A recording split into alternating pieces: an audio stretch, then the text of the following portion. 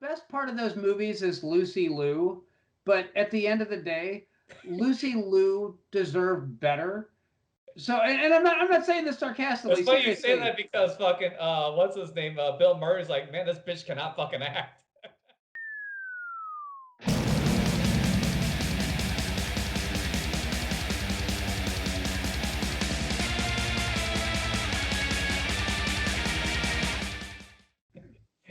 He's Tony. I'm Mike.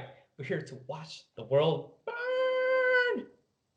Today we're doing Go from 1999, released in April 9th of 1999, more specifically, directed by Doug Liman, who did Swingers, Born Identity, Mr. and Mrs. Smith, and Edge of Tomorrow. Wait a minute. He directed. I thought Jon Favreau directed Swingers, or did he I just thought star so in it? too, but apparently he just wrote it. Oh, okay, all right, I would say the same thing, but it's right there on the credits. okay. Well, But anyways, was written by John August, who did Charlie's Angels 1 and 2. the movies, the ones with fucking Drew Movies. Barrymore, and Yes. Yeah. he should be fucking ashamed of himself. I don't mind those movies. They're pure popcorn entertainment. I get it, but they know they're pure popcorn entertainment. They're very tongue in cheek, wink, wink. I mean, they know what they are. They know what the fuck they're doing. And for me, I think they're fine. Are they great? No. So, anyways, so we did Charlie's Angels 1 and 2, Big Fish, Titan AE, and like 4 or 5 Tim Burton films like Frank and Weenie, Corpse Bride, and some other stuff. So all the more child friendly stuff. Yes. Yeah. Which I guess that tracks kinda ish. So yeah. The movie didn't do that well in the box office. It only brought in 26 million worldwide on a budget of 20. Yeah. So, which is weird because it was well received. The only real criticism, well, like, or should say criticisms, but like backlash is like, oh, this is very Tarantino derivative or some shit like that. Yeah. It's just like on the most surface of levels, sure, it has like a, not necessarily, linear storytelling. Oh, well, big fucking deal. I'm sorry, but Tarantino doesn't own that, Well, yeah. No, it's not so much that he owns it, it's that kind of, after Pulp Fiction, it was kind of his trademark. Right. And so anybody that did anything and because this is 3 loosely connected stories that kind of all coalesce together, and that's very Pulp Fiction-y, but yeah, you're right. Quentin Tarantino didn't invent that by any stretch of the imagination. It's just that he made it the hot thing to do in your movie at that particular time. Okay. So I get it, but the other thing I think is, from a dialogue and character standpoint, everything is very street level, and there's a lot of non sequiturs. There's stuff. There's a lot of conversation that doesn't directly impact the plot, but it's more character driven, that sort of thing. And so I get the comparison, but at the same time, I think this is original enough to not be maligned for that comparison. It doesn't feel like they were trying to be Quentin Tarantino. It feels like they saw Quentin Tarantino and thought, hey, we should do something kind of like that. So, well, in all reality, the movie was based on a short that was just Sarah Polly's character Rana. It was like her story, but then like people are like, oh well, what's going to happen with Todd the drug dealer or Simon, Zach and Adam? What happens with these characters? So or Simon. So like, well, he wrote the 2 other sequences to go along with it to kind of fill that in. So that's how that came about. It wasn't intended to be kind of cool, actually. Yeah. So, but I was gonna say, I guess the other reason I don't think this movie did well is because this movie, whoever did the casting for this movie, I don't. Is this the first appearance of a lot of them, or at least their first major role in a lot of movies? Yeah. Because the cast in this movie is spectacular, and like every time, you can't throw a rock without hitting somebody that went on to do a major movie after this.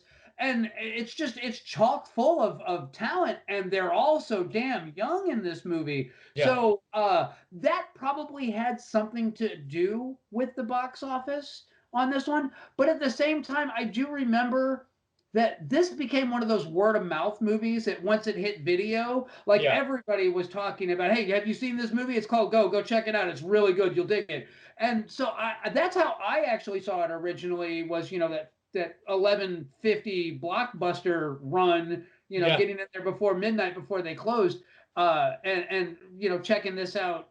Um, so I'm sure that while it did meh, but I don't remember this movie being advertised too much either. No. I No, not at so all. No, I heard the soundtrack before I seen the movie. that's crazy.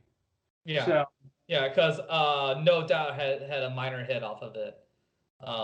and this was right as No Doubt was getting ready to coalesce into their big no, this super. is actually Tragic Kingdom had already came out. So Oh, this is like in between Tragic Kingdom and The Return of Saturn. oh, okay. Yeah, Well, yeah. So it's like right in the middle. And their second No Doubt second album didn't fare very well. before we get too deep into this, you should tell us about the cast, because the cast is amazing. Yeah. So first we have Sarah Polley as Rona.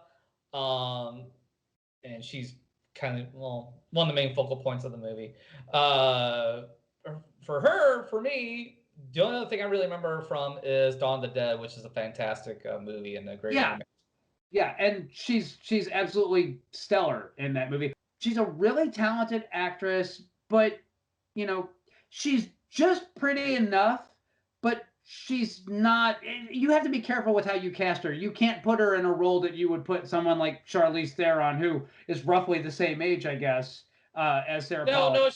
She's more of an every girl. She's more of like Yeah, a Jodie Foster type. yeah, girl next door type. Yeah, Yeah, most definitely, most definitely. And I'm not saying she's not attractive. She very much is attractive. yeah. She's just not leading lady attractive. No. So So then we have Katie Holmes as Claire, and Katie Holmes is most memorable from Dawson's Creek. the Um, Dark Knight. Well, actually, Batman Begins. She was Batman replaced in the Begins. Dark Yeah. Knight. But other than that, I mean, she didn't have all that great of a movie career. She like Teaching Mrs. Tingle. I think she's in that. And there's like another horror movie she was in. I think it's Disturbing Behavior.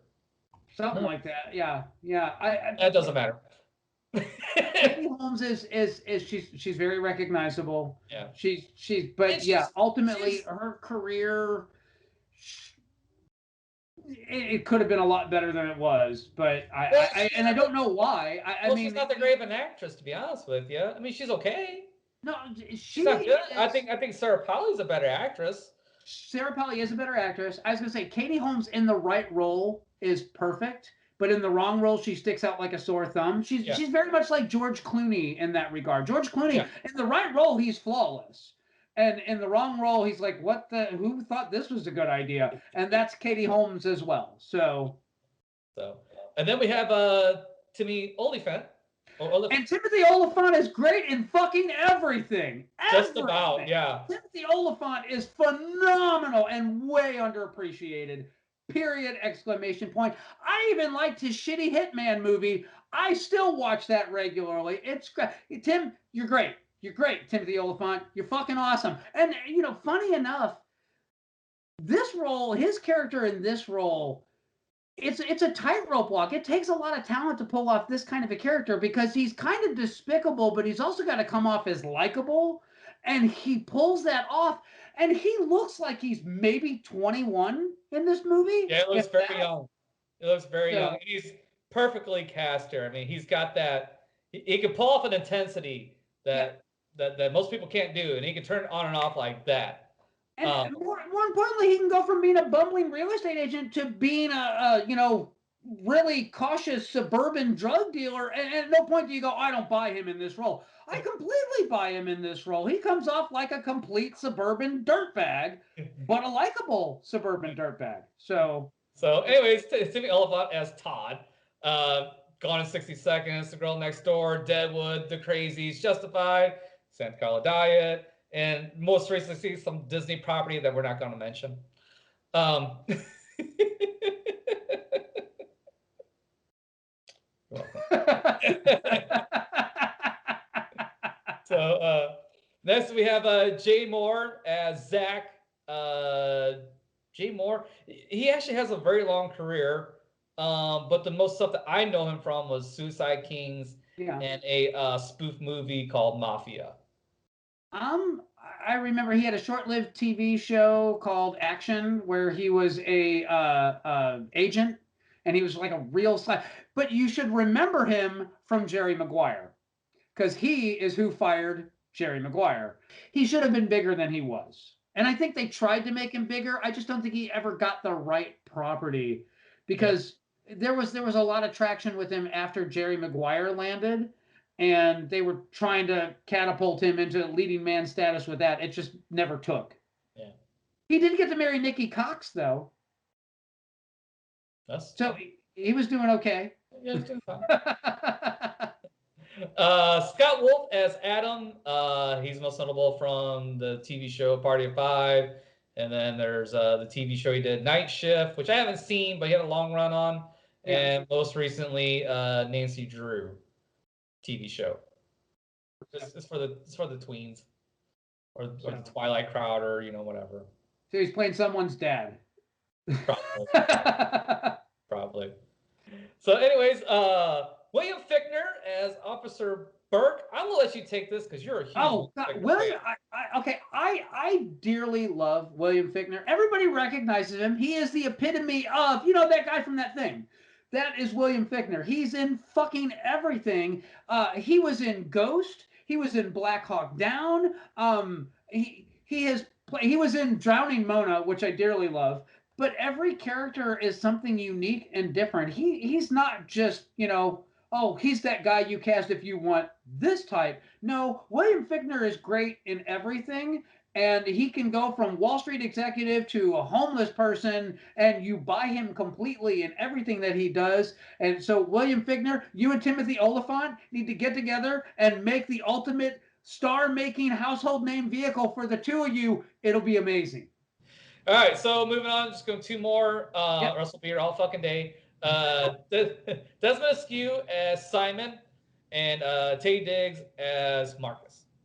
So we'll get into the plot here. There's three basic stories that I'll loosely kind of weave together. Yeah.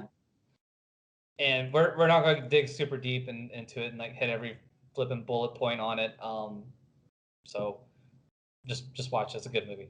So, anyways, so we start with Rona, and her and oh god, Claire, Manny, and Simon. They all work together at a supermarket. Yeah. And Rona's there. She's just getting off a 14-hour shift, and Simon's like, "Hey, I'm gonna go to Vegas. Can you cover my shift?" And Rona's like, and Simon's like, you need the money. I want to go to Vegas with my buddies.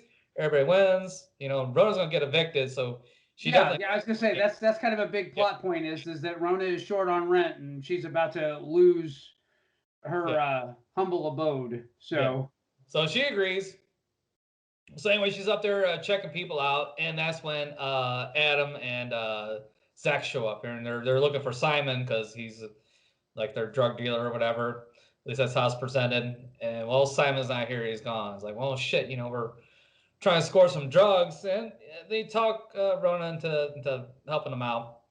So Rona goes to Todd to score some drugs, and then she goes to meet Zach and Adam, and then they meet Officer Burke, who's there, and Rona makes Officer Burke as a cop. Or at least she has a hint that something isn't quite up. yeah. Well, it's actually later revealed how she knows for sure. Well, you're skipping a big chunk there, and the chunk that you're skipping is well, no, I know that we're glossing over it, but you are forgetting that because Simon has left. Rona normally buys her from Simon. There's a big party that's going on that's been promoted all over the place. And that's where Adam and it's Adam and who? Adam and Zach. Adam and Zach. That's where Adam and Zach are going. It's A to Z. It should be easy to remember that one. But Adam and Zach are going. That's their excuse for asking, about Simon and the E.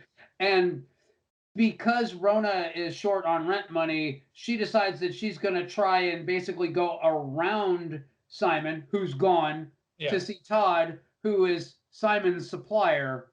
It sounds far more convoluted than it is, but really what it all boils down to is Rona needs money. Rona's going to sell drugs to Adam and Zach so that she can pay rent. There you go. Well done, sir. Well done. So anyway, so Sarah meets Adam and Zach, and also Officer Burke, and so anyways, Rona kind of gets the idea that something's up, something's not right. Excuses herself to the bathroom, flushes the drugs down the toilet, comes out, and Officer Burke's like, hey, do we have a deal? We don't have a deal. It's like, no, I'm sorry, because I came and tell you actually, like, I couldn't get the drugs for you. And I was like, oh, really? He's like, yeah. No, by the way, I probably shouldn't be drinking this beer because I'm 17. So she gets out of that jam, but then she's got another problem. She dumped her drugs.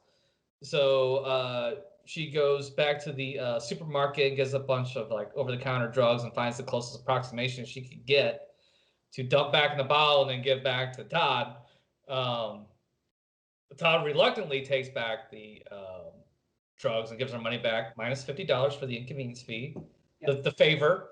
And then Rona's like, well, shit, he bought it that these are drugs. Let's go to the party and let's sell these quote unquote drugs. And so she goes to the Merry Xmas party and is selling the children's Tylenol to the stupid kids there. And Todd figures out that he's been duped and then goes to the party after Rona. And he spots Rona and Manny. They run the party. Rona hides Manny because Manny took one of the pills and is like, took two. He took two. And that's kind of an important plot point because when Rona's getting the drugs from Todd, he tells her, look, this is not some, stepped on herbal shit. This is pharmaceutical grade. Only take one or you're going to wind up frying eggs off of them. And I don't know if you're familiar with this, but if you take, MDMA, your body heat, your core body temperature actually goes up as a side effect of it. So taking more of it, this is the reason why at raves, nobody drank beer. They were drinking bottles of water. It's because they were loaded up on E and they were trying to basically, they knew they were going to sweat their asses off and they kept their body temperature cool by hammering fluids.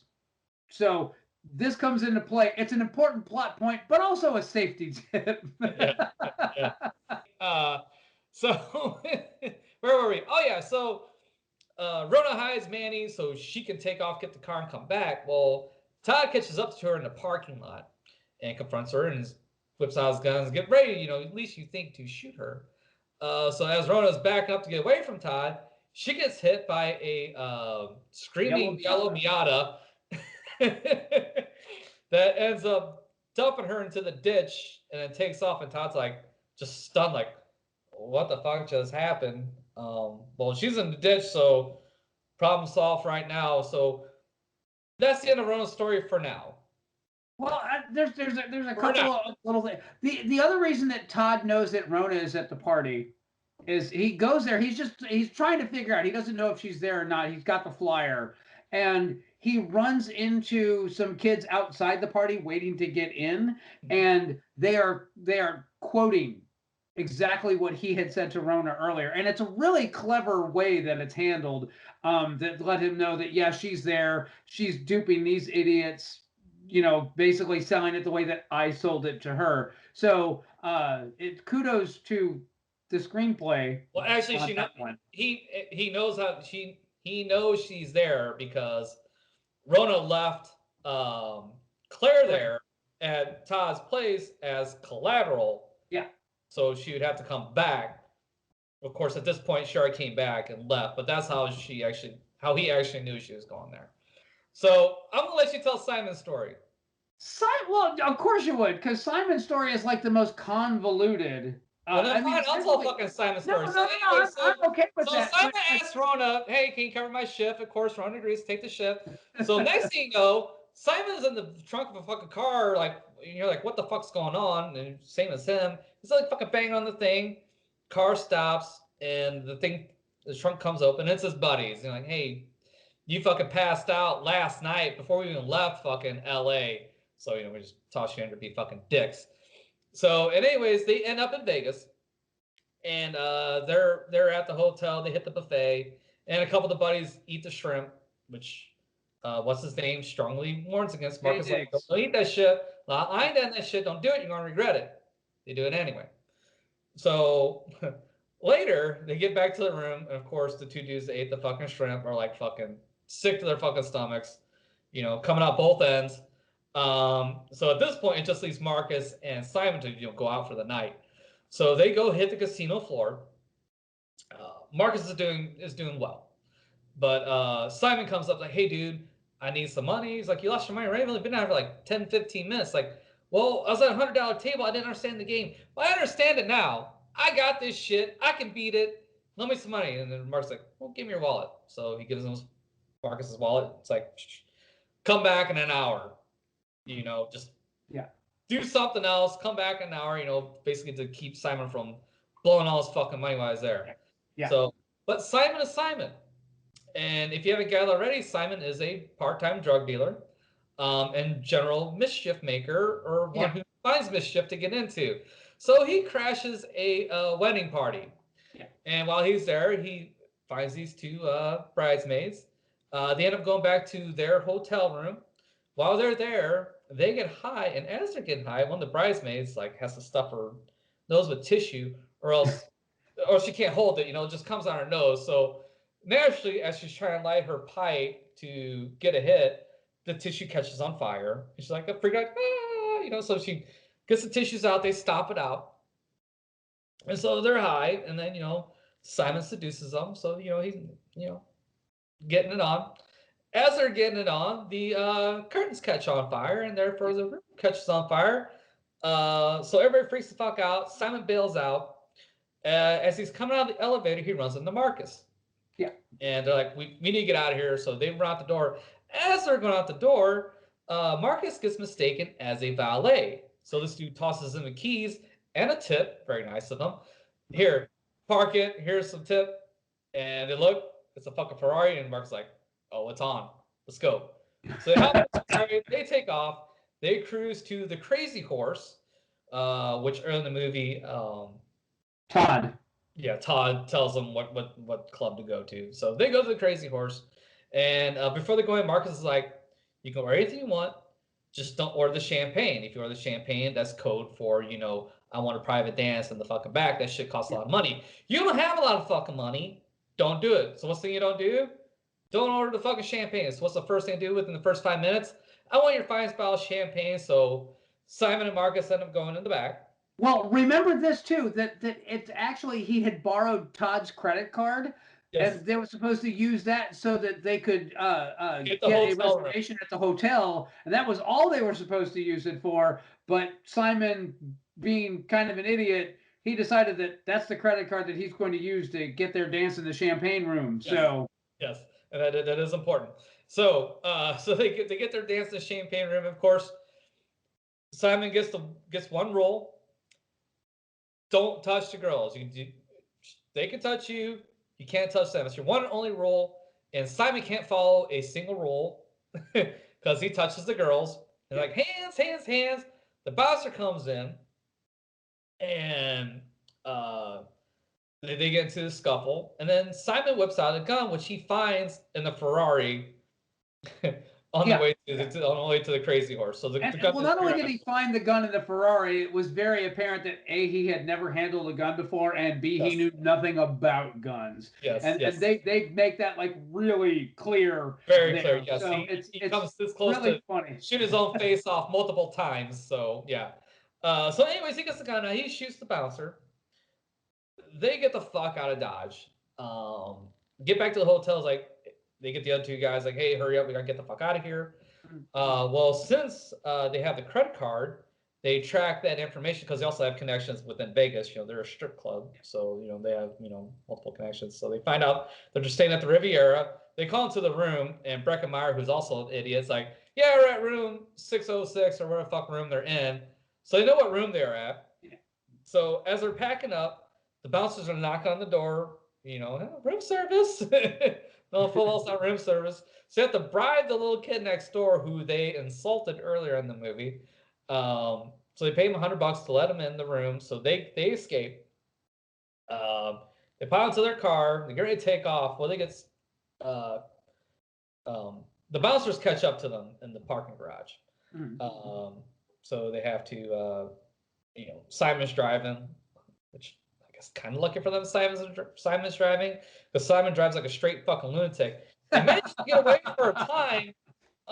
Except for they tell him to turn, and Simon turns down this really tight alleyway that just can barely fit a car.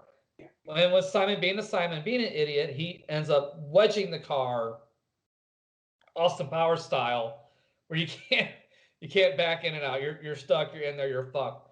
And so the bouncers crash into the car, push him out in the street. So they're able to take off again. God, I'm losing my voice here. I'm talking so much. Not used to this. So, anyways, the bouncers give chase, but end up wrecking their Bronco, and Simon and them get away. Yeah. Well, ish. So for they now, wind up driving back to Los Angeles. So they get away for now. So then we open up on Adam and Zach.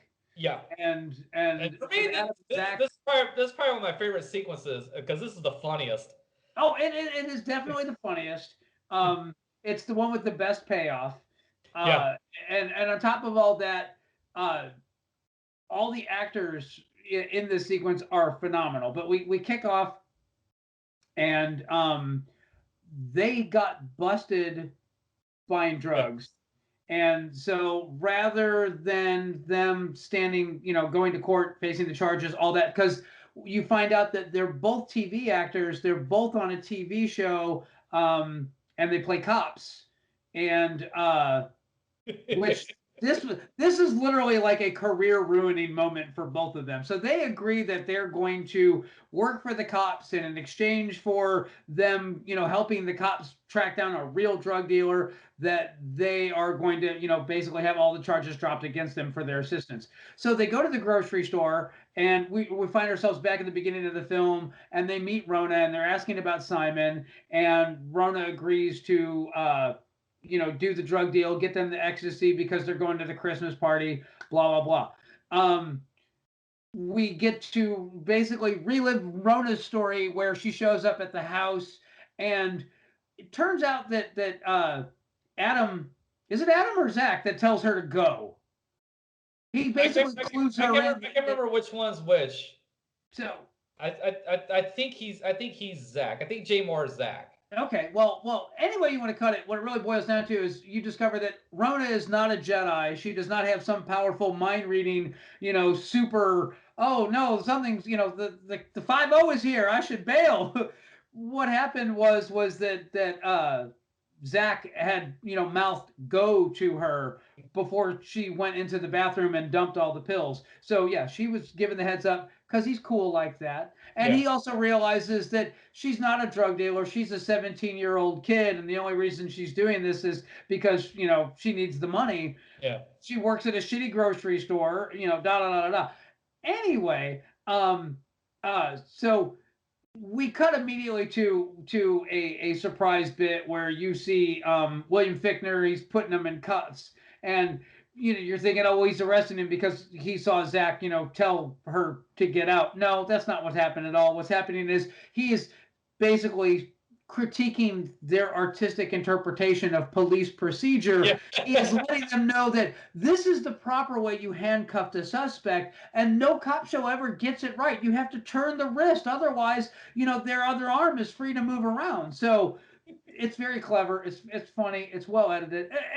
I'm not going to labor that point. Anyway, one thing I want to say real quick is William Fichtner, his performance is such that you think he's coming on to him because at the beginning where they're showing them like as they're getting busted and he's prepping them for this sting, he comments on Adam like, "Do you work out? Yeah, you look like you work out." And then as he's doing that cuffing Zach, he's like, "Oh, you feel like abs on this guy?" Yeah. You know, yeah, so, Anybody got any laundry? This is like right, a washboard right. here. it's it's it's very weird. It's and the funny thing is whoever wrote this dialogue, kudos, you have captured the essence of people saying shit that makes you really uncomfortable. Yes. And then kudos to William Fichtner because he delivers it with such sincerity. It's Oh yeah. so cringy. It is like you can feel your spine tightening up every time he opens his mouth. You're like, oh God, what the fuck's he gonna say now? So it's brilliantly executed. Um, and you know, they didn't get the bust, but he's like, hey, you know what? We did assist you. You know, we did everything that we said we were going to do. You're going to sign the papers and drop the charges, right? And he's like, yeah, yeah, yeah. And then William Fichtner's like, hey, you know what? Why don't you guys come over to the house and have dinner with me and the missus, and I'll sign the paperwork then. And you're kind of getting that vibe that hey, William Fichtner is swinging. Yeah. That he might be setting something up. He could be gay. You don't really know because you haven't Yeah. really met the wife yet at this point. Um, it's all very weird. It's intentionally cringy in the best possible way. Um, so they they go to dinner and it only gets more cringy. William Fichtner is all about changing in front of anybody, no matter what. I guess he feels really comfortable at home, and then he throws like Zach down on the bed, and he's like, "Hey, feel those springs individually wrapped. That's comfort. You could bounce around over here, and you won't even feel it on the other side of the bed." And then there's this great scene where he sprays him with cologne and he's like, hey, what does that smell like to you? It's this designer imposter. It's imperfect, but I can't tell the difference, you Yeah. know? And it's while that's going on, Adam is in the kitchen with Mrs. William Fichtner while she's preparing dinner. And she's asking about, kissing, as far as on film goes. And Adam is explaining to her, no, no, no, your mouth meets, but there's no tongue involved, And she's like, oh, so well, kind of like this, and she leans in and she's laying one on him, just big as life, and he's like, well yeah, kind of like that, but without the tongue. So, um, it's all very weird, and so you're starting to think like, okay, they're a couple that's into swinging, or I don't know, gangbangs or cuckolding. I'm not sure what they think their fetish is, but it's definitely like it does not track with Adam and Zach. Uh, but they sit down, they're having dinner, um, they're having ham, they're having They're having a ham. proper Christmas dinner because this takes place during like Christmas Eve. They're sitting down, they're having dinner, and William Fichtner starts in with some really odd sounding statements, and it's like the dialogue is getting more and more questionable, and then finally he's like, where do you think we got all this stuff in this apartment? And they're like, JC Penney. Sears. And he's like, Like Consolidated Products. We're the number 4 seller in the area. Hopefully, we'll be number 3 next month.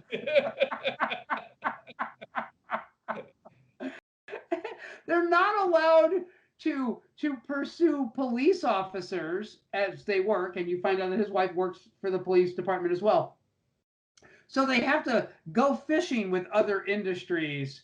And Zach sums it up as, you want us to sell fucking Amway? To which William Fichtner says, it's Consolidated Products. It's a completely different level of product here. That all being said, Zach and Adam's not feeling well. They're going to go. They excuse themselves. They decide they're going to go check out the party that's at the warehouse. And they have the conversation about the socks. And while they're having the conversation about the socks, they both find out that each one of them has cheated With on the same guy. the other with one person, and they discover that it's the same person. It's Jimmy, the makeup guy. So they decide they're going to go to Jimmy's house, and they find out from briefly seen on screen Melissa McCarthy that she thought it was hilarious because Jimmy was sleeping with both of them and neither of them knew. Melissa then tells them that he's at this rave. Here's the flyer for it. That's where you'll find him. And so they both go to the rave and they find Jimmy at the bar and they decide to give Jimmy a makeover. Yeah. And just as having been served, they go out and they get in the car. They're getting ready to leave. They're They got lost in the parking lot. Yeah. And then as Adam is backing up, he runs into Rona. Rona gets dumped in the ditch, Yeah. and they drive off. And they're making the assumption that she's dead, and they immediately go. And it's raining, so they don't got to wash the car off. But there is a chunk of hair. Yeah. And I don't know if that's actually Jimmy's hair or Rona's hair because I don't remember Rona having a bald spot. Well, that's Rona's hair because they pull out the fucking windshield wiper. Oh, okay. Well, there you Yeah. go.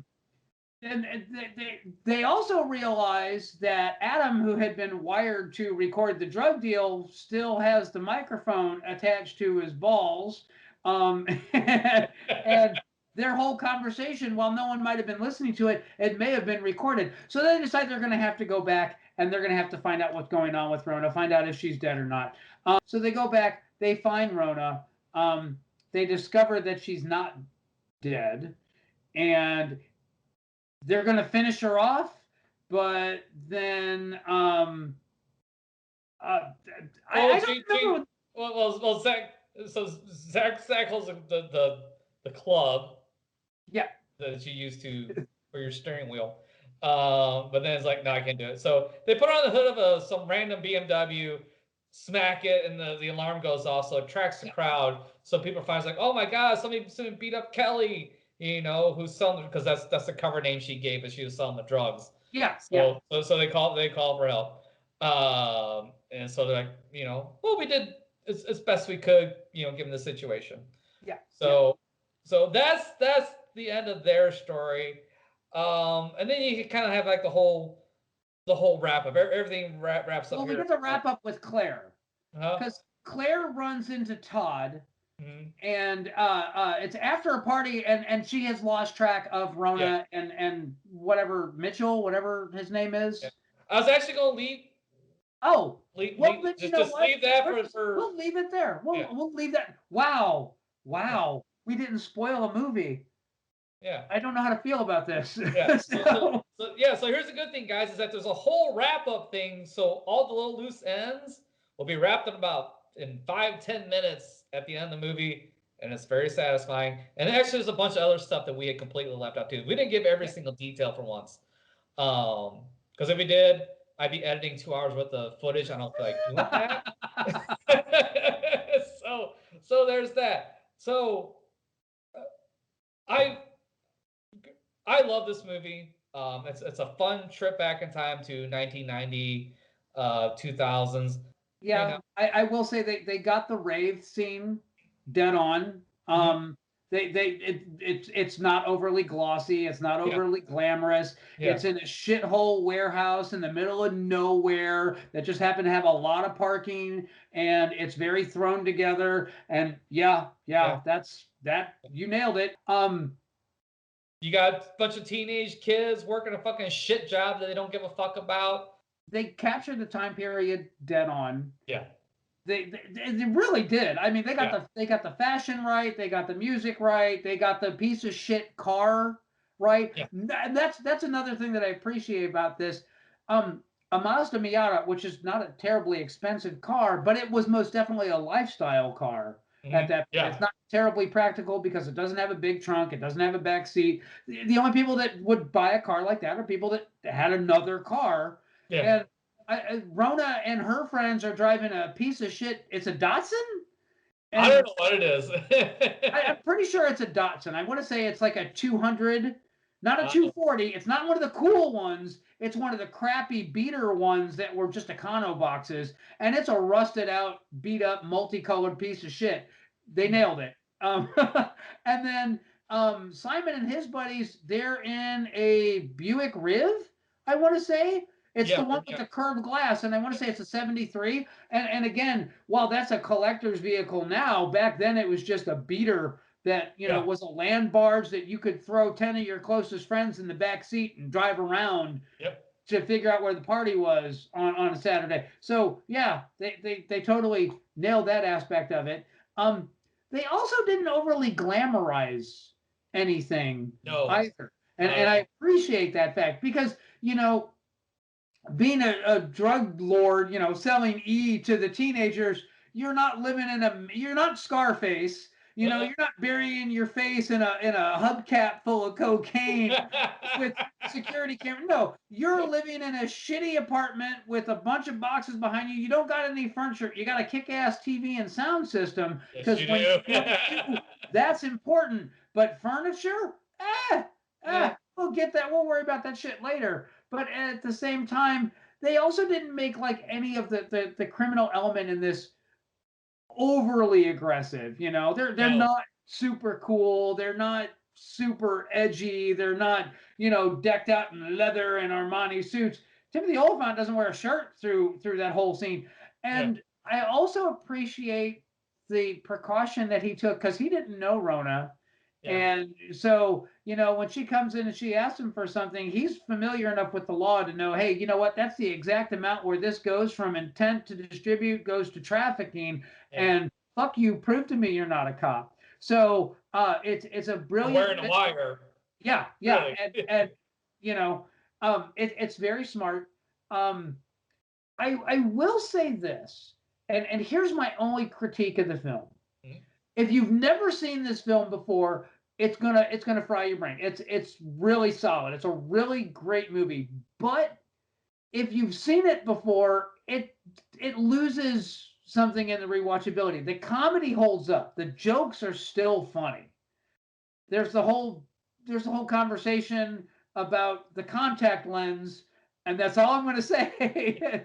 But that shit is hilarious. Um, but all the surprises that make the movie really blow your mind.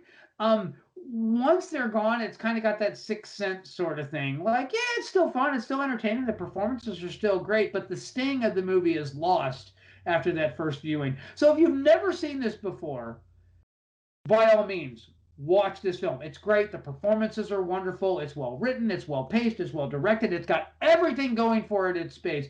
But this is a movie that is designed to be watched once and really kick your ass when you watch it that one time. I'm going to disagree with you there. I think it's very rewatchable because I just watched this like just a few months back. Yeah. I enjoyed it then. I enjoyed it watching it again this morning. I think it's perfectly fine. My only thing is the fact that it's such a perfect snapshot of that time period Yeah. that if you can't relate to it or if you just don't know anything about that time period, that may give you a disconnect. Maybe not. I don't know. Because it represents it so well, it may come across dated to you, or some of the jokes may come across dated or Oh, whatnot. it's definitely going to come off dated. But There's nothing you can do about it. it is an accurate snapshot of its time. Fair enough. Fair That's enough. the best way I can sum it up. So, do you recommend? Absolutely, absolutely, and even if you've seen it before, I would still say go back and watch it again. It's still, if nothing else, if you're our age, this movie will hit all the nostalgia buttons. You will definitely go, oh yeah, I did that. All throughout this movie, you will definitely be all like, hey, I knew a dude that drove a piece of shit that looked just like that. Yeah. All throughout this movie, they really did get our generation and those early 20 something years spot on. There's no two ways about it. And they didn't. There's no artifice to it. It's genuine. If you ever worked a shit job, or worked at like button pushing, work retail, work with shitty customers, this is it. This is the hard cold truth of it right here. Yeah. Yeah. So, but the other thing is that they also took the glitz off of Yeah. like celebrity and everything that goes along with that. So I appreciate it for that. They also made fun of multi-level marketing 20 years before anybody else, and that was a 1-2 punch right there. It was awesome. It was hilarious. Yeah. And it will also give you the warning signs of somebody that may potentially be approaching you to be part of their network. So watch it as a cautionary tale. It will save you tons of aggravation. The only the only thing I really care for in the movie is some of the parts in Simon's story because they're like over the top, like the whole shooting the fucking bouncer and all that shit, and then getting the Ferrari and driving around the Ferrari. That's a little fantastical. I could have done without some of that. They would have toned that down just a hair. Would definitely really would have kept it in that whole, like everything in here is, truly accurate and not and believable, 100% believable. This goes back to the Donkey Show video, and It does. that It does. this is literally like everybody knows somebody that's gone to Vegas, and they talk about, oh, what a crazy weekend that they had, and this particular segment of the film is most definitely their version of the story, how crazy it was and how shit just got out of control. This is that. No, the reality of it is nowhere near that good. But this movie takes advantage of that and turns it up. And I love the fact that the whole sequence starts off because Taye Diggs wears a mustard jacket. And I remember that was popular. like that shit. it was hugely popular. But he's wearing it and he's got it on and he's all, what do you think? And Simon looks at it and goes, oh, it's great, and then starts laughing, and it's the perfect reaction to that jacket. So obviously, I recommend this film. I picked it. I thoroughly enjoy it. Absolutely check it out.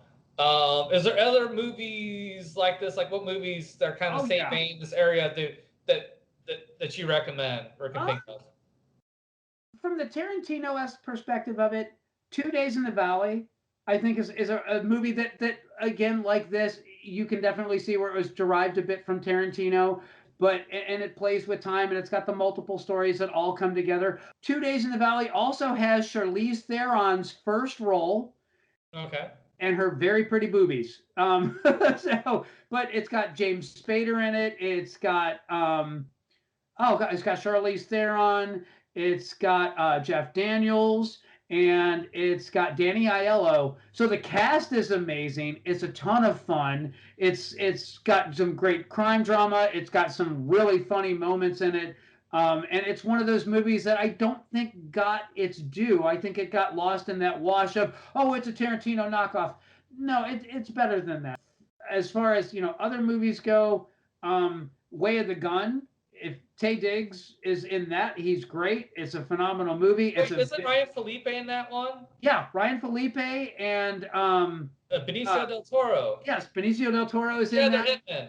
And James Caan and Juliette Lewis, and they're wonderful in that movie. It's a straight up crime drama, but it's kind of got the same sort of flow to it. That it's a couple. It's the same story told from multiple characters' perspectives. I really like that one quite a bit.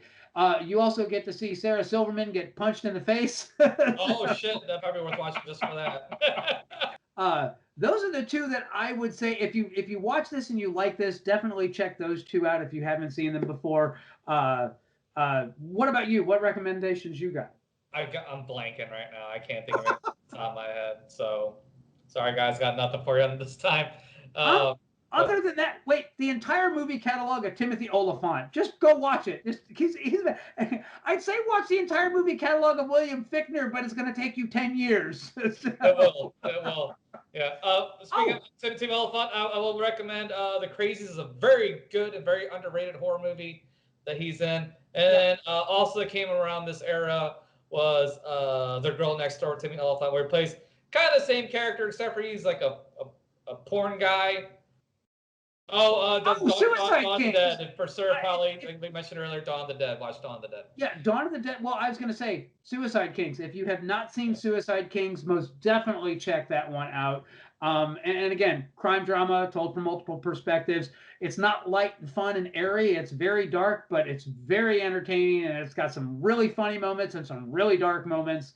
So yeah, that's what I got. That's what I would recommend. All right. Well, then, Tony, what are we watching next? Oh shit! What are we watching next? I know we just talked about this before we started this video. This must be Crossroads, but you pulled an audible on us. So if you can't think of it, I'm going to steal Crossroads and say, "Fuck it, we're doing Crossroads." Oh no! It'll come back to me. Well, yeah, I know that we're. Oh my god, I'm so blanking right now.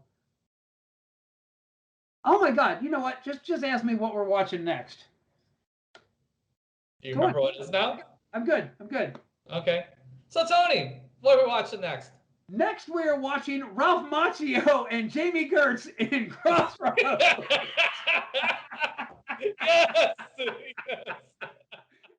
Ralph Macchio, cameo by Steve Vai, Jamie Gertz, who's pretty but can't act her way out of a fucking paper bag.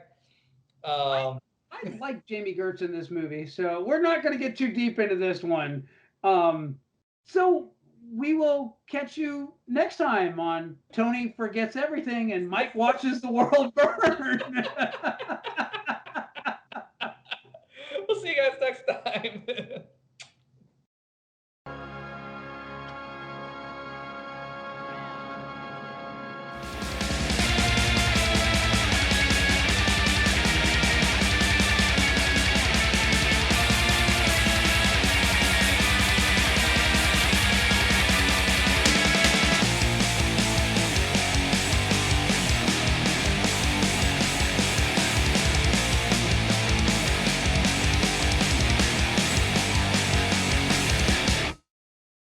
It wasn't a bad show. I don't know what Bill Murray's issue is with Lucy Liu, but girl's got chops. She probably wouldn't give him the head or something like that. I don't know. He walked into her trailer with his pants down, going, "Who enjoys Groundhog Day?"